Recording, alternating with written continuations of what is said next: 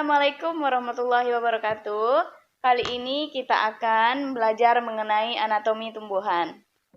Pengetahuan tentang struktur anatomi tumbuhan sangat penting bagi seseorang yang ingin mempelajari mengenai tumbuhan.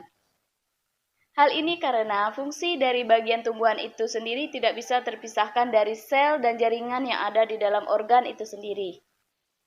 Nah, pada pertemuan sebelumnya kita sudah membahas mengenai sel dan jaringan. Masih ingat kan? Hasil pembelahan jaringan meristematik disebut jaringan permanen karena tidak mengalami diferensiasi lagi. Nah, berdasarkan struktur dan fungsinya, jaringan permanen dibedakan menjadi 4. Yang pertama, jaringan penutup, jaringan pengisi, jaringan penguat, dan jaringan pengangkut. Oke, itu dia. Nah, untuk pertemuan kita kali ini, kita akan membahas mengenai anatomi batang. Tujuan pembelajaran kita hari ini adalah, yang pertama, mahasiswa dapat menyebutkan struktur anatomi tumbuhan dikotil dan tumbuhan monokotil. Yang kedua, mahasiswa dapat membedakan antara struktur anatomi batang dikotil dan batang monokotil.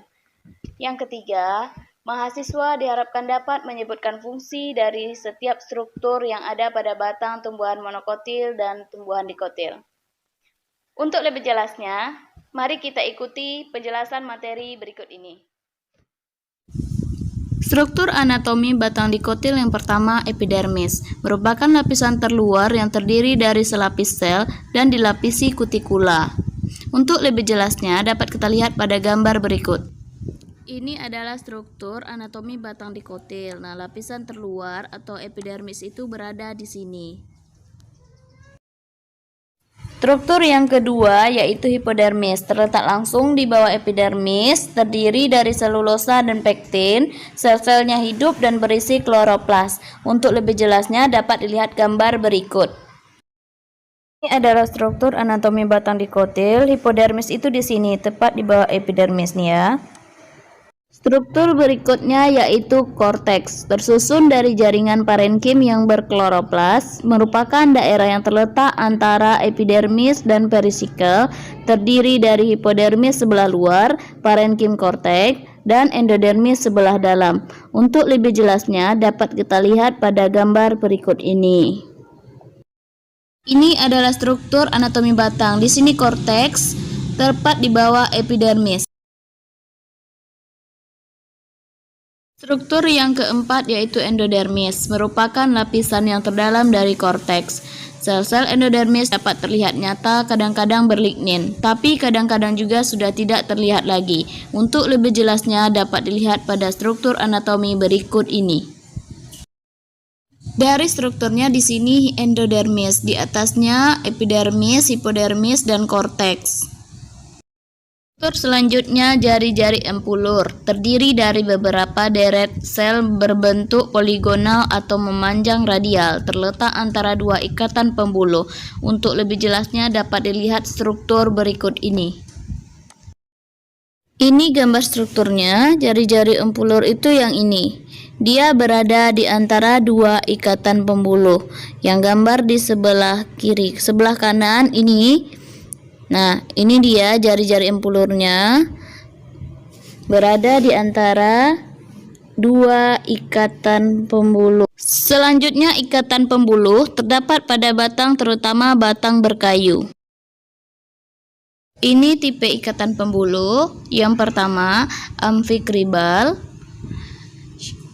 Yang kedua, kolateral terbuka. Yang ketiga, bikolateral. Keempat, amfifasal. Kelima, kolateral tertutup. Keenam, radial.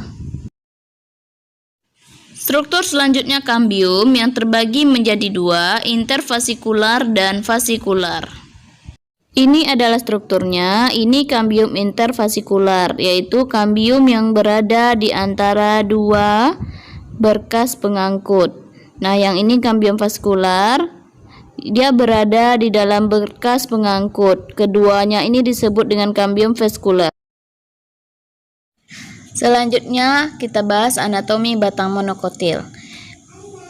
Anatomi batang monokotil berbeda dengan anatomi batang dikotil.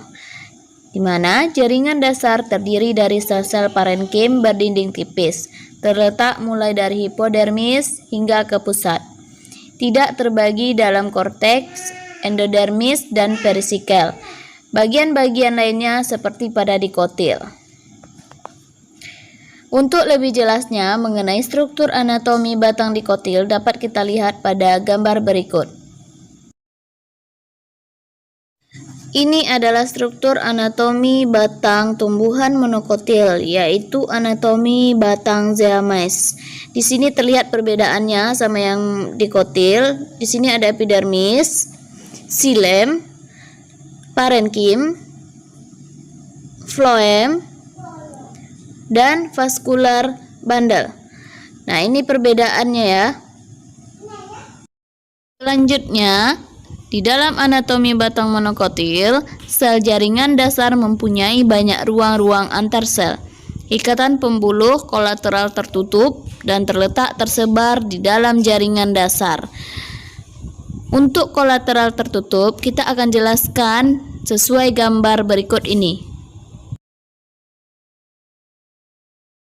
Baiklah, ini adalah tipe ikatan pembuluh angkut kolateral tertutup. Maksudnya, antara floem dan xilem tidak terdapat kambium atau tidak dipisahkan oleh kambium.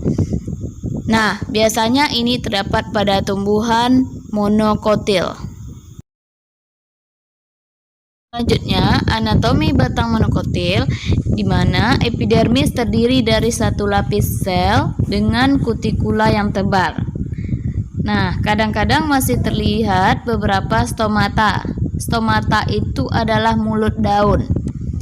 Hipodermis merupakan zona yang sempit, terdiri dari serabut sklerenkim, umumnya 2-3 lapis saja. Ini adalah anatomi batang monokotil, yaitu batang zeamys. Di sini dapat kita lihat sklerenkim yang merupakan zona sempit yang terdiri dari 2-3 lapis sel saja. Ini adalah xilem dan ini floem yang selalu mengarah keluar pada struktur anatomi batang. Demikian penjelasan materi kita pada pertemuan kali ini. Untuk tugas, silakan kerjakan soal berikut ini. Assalamualaikum warahmatullahi wabarakatuh.